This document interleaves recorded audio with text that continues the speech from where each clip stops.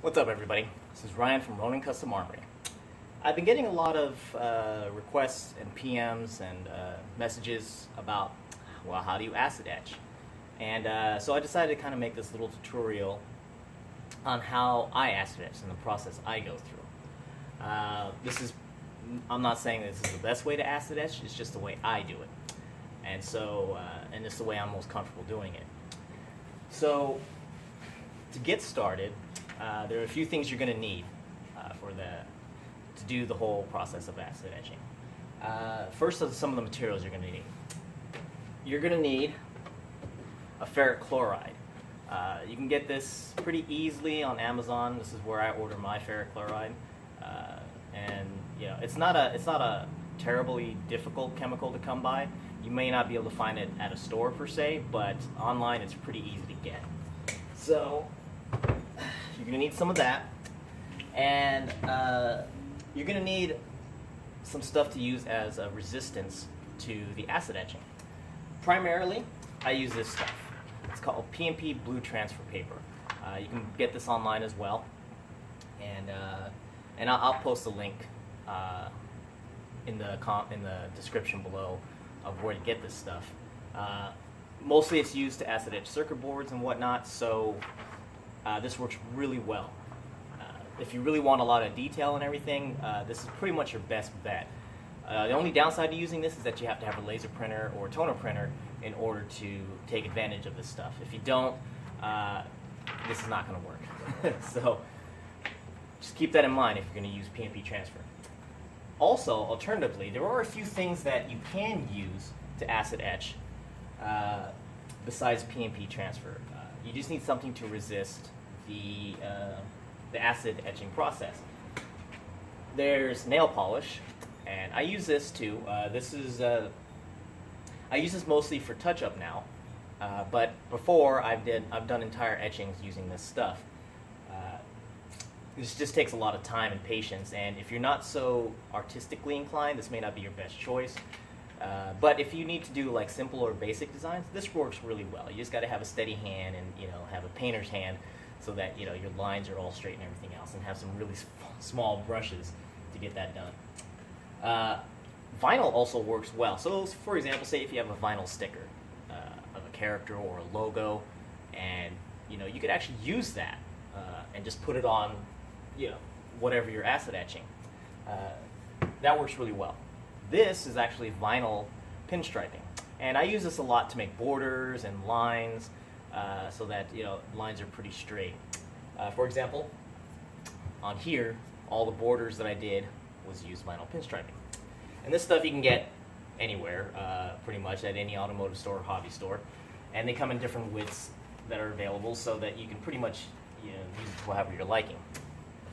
And that's pretty much it. And of course, proper safety equipment. You're going to need rubber gloves and goggles, and preferably a mask. I usually wear a full face mask when I do it because I'm just lazy like that.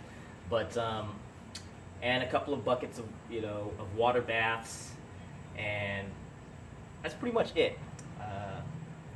And of course, wear your safety equipment. Like an apron, so in case you get any splashes on you or anything like that.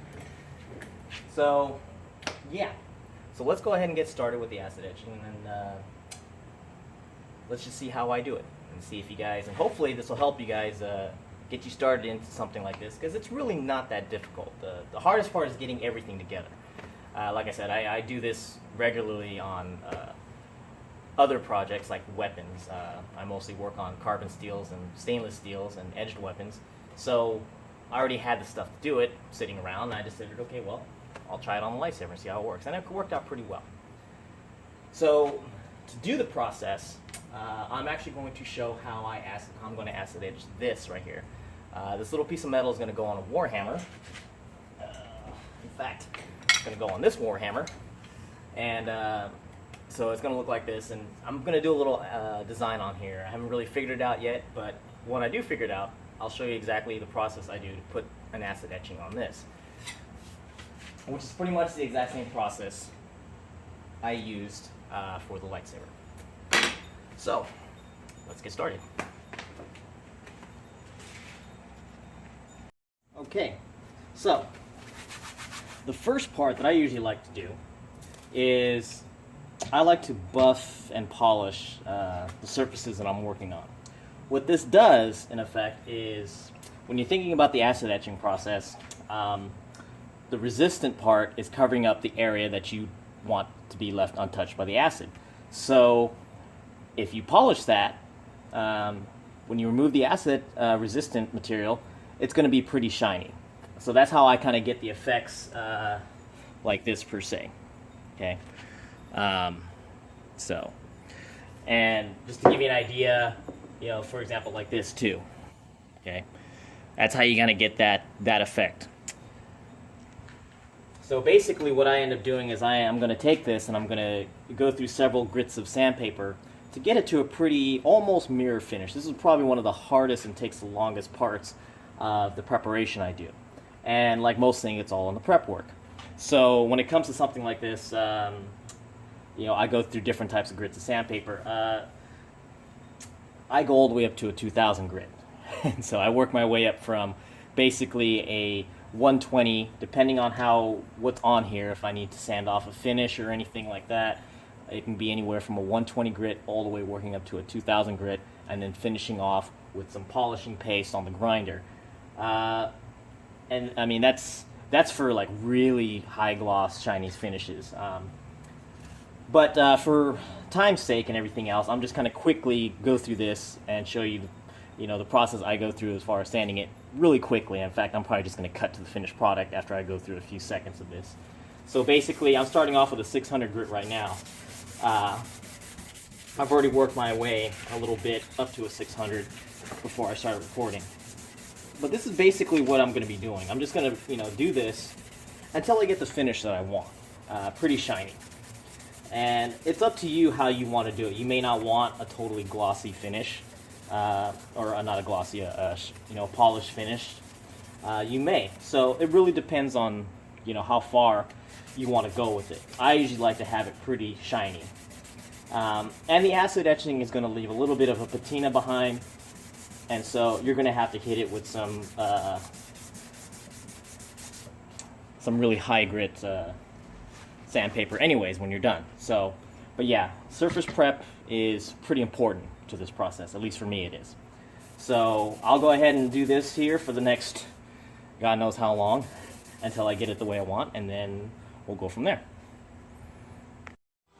Okay, after much sanding, finally got it to kind of where I wanted to do. I usually go a little bit higher than this, but I don't think I need to, since this is going to be more of a medieval type weapon, and it's windy outside. Alright, so now we got to get ready for the PNP transfer process to get the images that I'm going to be using onto here. At this process, you're going to need an oven. I usually heat up the oven, preheat it to about 360 degrees Fahrenheit, and I usually do that method when I'm dealing with curved surfaces like this, since this is not flat. If I'm dealing with, say, like a blade or something, I usually just use a regular iron that you would use for your clothes. But since we're dealing with a curved surface, I'm going to use the oven method. So first, when you're doing the PNP transfer, you got to make sure that you print on the dull side. So however your printer is set up, there's a glossy side, there's an emulsion side or a dull side. You got to make sure that the print is actually on the dull side. So once you do that, go ahead and cut out your image that you're going to use and place it where you want to. Now for this, I use simple masking tape. And yes, you can put the masking tape and everything inside the oven and it will not catch fire. At least I haven't had that done yet. If it does to you, then I don't know what to say. It's never happened to me. Actually, before I do that, I usually like to prep the surface again. Prepping is always a big deal. Get any oils off your hand, this will make it stick to the metal a lot easier. So I just usually get some nail polish remover or acetone, it works all the same. Windex cleaner, whatever. And just make sure the surface is really nice and clean for this process. Okay. So now, take the image and tape.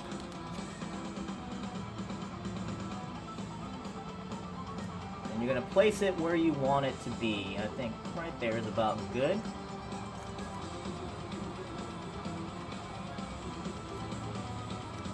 Just like that.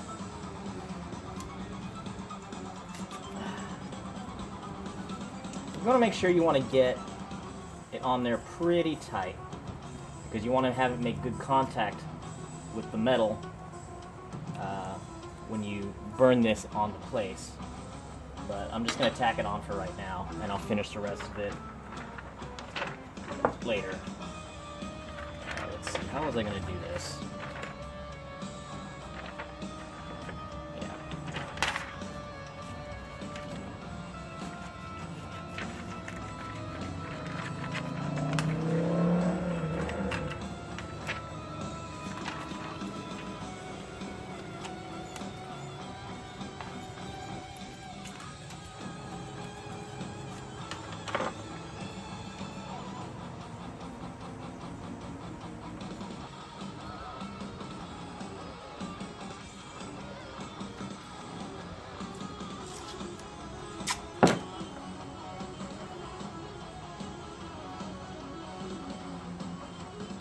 And usually before I get to this point, I usually print it on regular paper, just so that I know exactly what sizes I'm dealing with and exactly how it's going to look before I actually put it on the PNP transfer.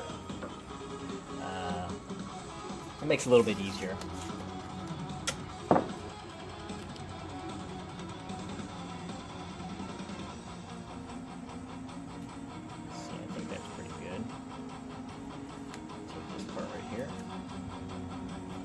Okay.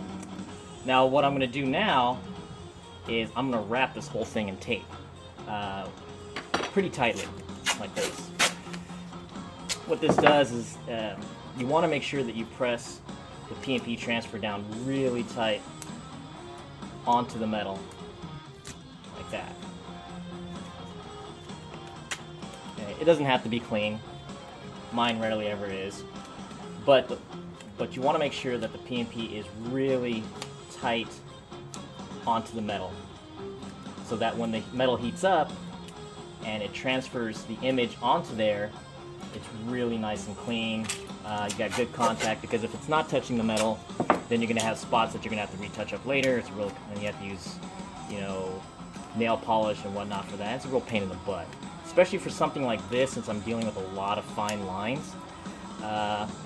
Yeah, I want to make sure that that is all pressed nice and tight up against the metal.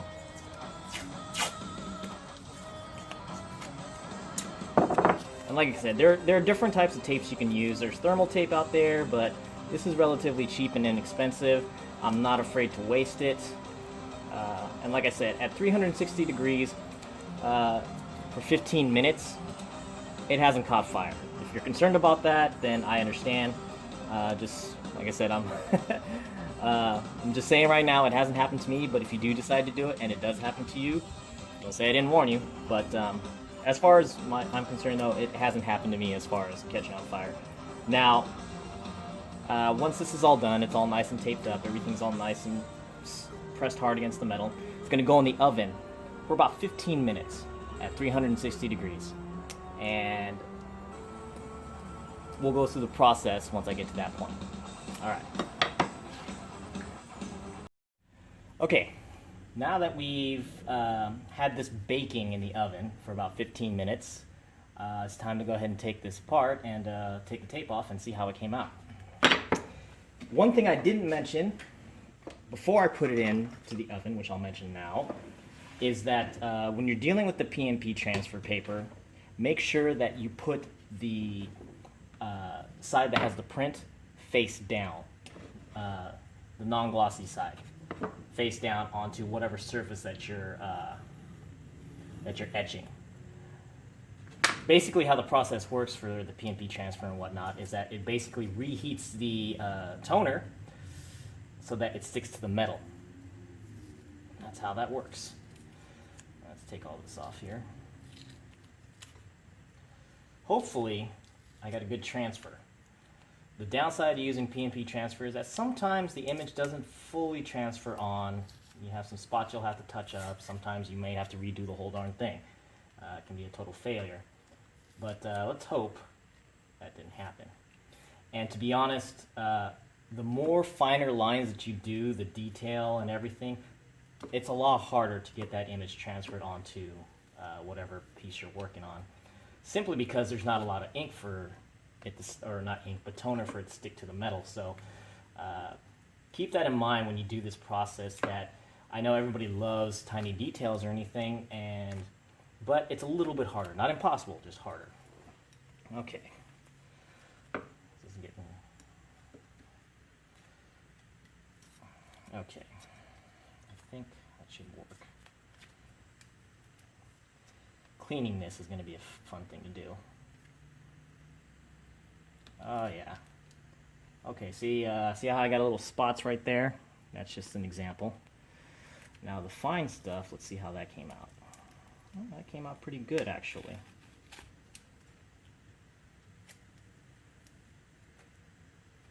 A couple of spots missing here. But overall, not too bad, I think. So I can work with that. That's something I can work with. So yeah, so there you go. Now I'll have to clean that up a little bit, retouch it with some nail polish and whatnot to tighten up the details, and then it'll be ready for the acid bath. Okay, now is the acid bath test. So here's my ferric acid, and of course, when you do this thing, you're going to want to wear all the proper safety equipment. So rubber gloves are a must.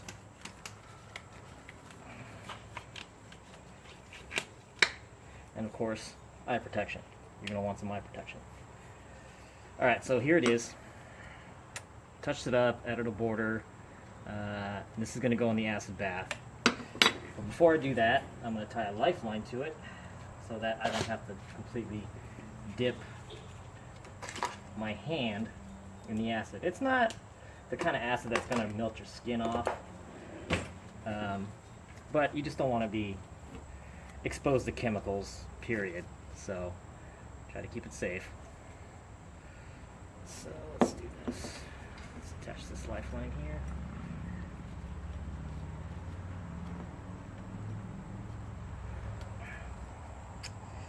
It's a little bit harder with gloves on. I should have did this before I put the gloves on.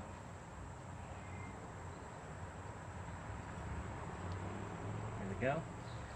Now, you're going to have your acid bath. Now, this is not diluted ferric acid. This is 100% ferric acid. And then I have a bucket of water here to rinse it off. Okay? Now, I think this is aluminum. For lightsabers, the acid etching process works pretty fast. Because it's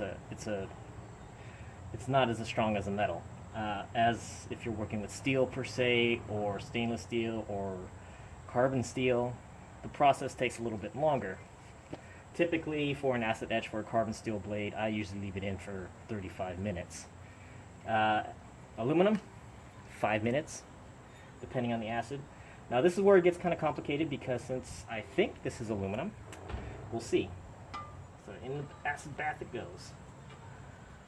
And you just let it sit there for a little while. Now usually what I like to do at this point is I'll let it sit for about maybe 5 minutes. And then I'll dunk it in water.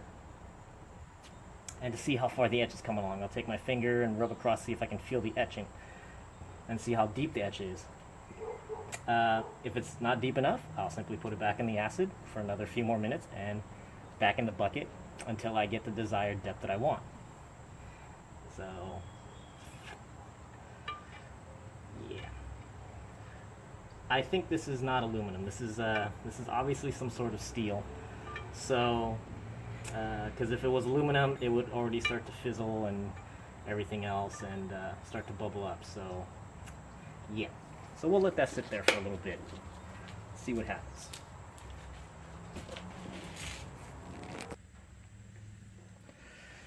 Okay, it's been sitting in the acid for, maybe 10 minutes or so. And I can tell just by the way it's reacting to the metal that this is not an aluminum piece. I really wished it was. But it's not. It's some sort of steel. So that kind of changes things a little bit. But the process is still the same. It just has to sit in the acid bath a lot longer than you would, say, an aluminum saber. The lightsaber, when I did it, I probably stuck it in the acid bath for maybe at most 5 minutes before I stuck it in a water bath to see how long the etchant came along. And then I re-dunked it back in the acid bath for a little bit, for about a minute longer, and kept repeating the process. And I really wish I could show you this here, because I was really hoping those side pieces were aluminum, but they're not. So, yeah, this is going to sit in here for probably at least 30 minutes to get the etching that I want. So, I'll be back. Okay, so this is the finished product after it's been in the acid bath. I think this acid was pretty weak, so I ended up dipping it in the new fresh ferric chloride that I had sitting around. So I usually don't like to go very deep on my acid etchings, just because it kind of takes away a little bit of the detail. That's why I believe in prep work. If you prep your surface to be pretty nice and shiny before, you don't have to necessarily go that deep with the etching. So now I got to clear up the table, and let's get to removing all of this acid resistant stuff off and see how it looks. Okay, now it's time to remove all the acid, all of the etchant resistant stuff. So first I'm going to take off the vinyls for pinstriping, and we'll see how it comes out. There we go. Yep. Not too bad. Not too bad. A couple of spots that were not as... Yeah, looks like it kind of leaked underneath the vinyl. But that's not too bad. I mean, you can kind of almost buff that out. There we go. Okay, there's the outline. There's the border. Now to take off the PNP transfer, simply use nail polish remover. I use this stuff a lot, by the way. I use it to clean my stuff and to also remove the etchant resistant stuff on things like this, so it really comes in handy. There we go. There we go. Overall, it's not bad. It's not bad at all. Now, usually what I'll do now is take some light sandpaper, some really light sandpaper. Let's go with 1200 on this.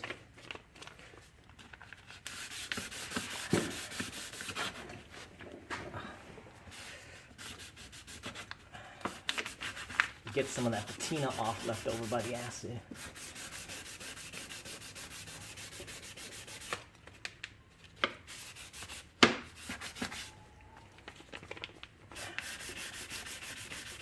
See, this is where the prepping of your surface comes in real handy, because since it's already a pretty shiny piece to begin with, I don't have to go necessarily too deep on the etching.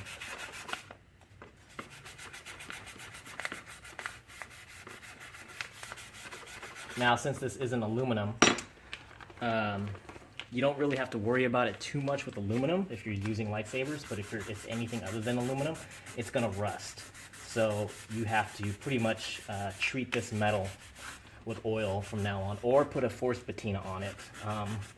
But I'm not going to do that for this. I'm just going to have to oil it up to prevent the rust from appearing.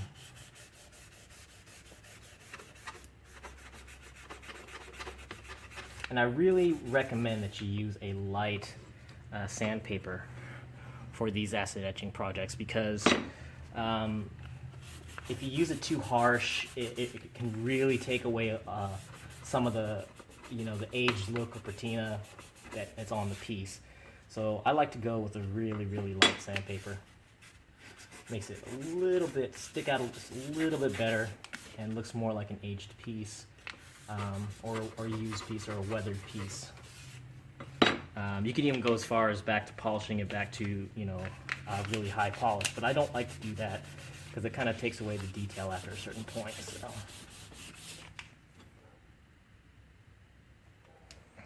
But there we go. So that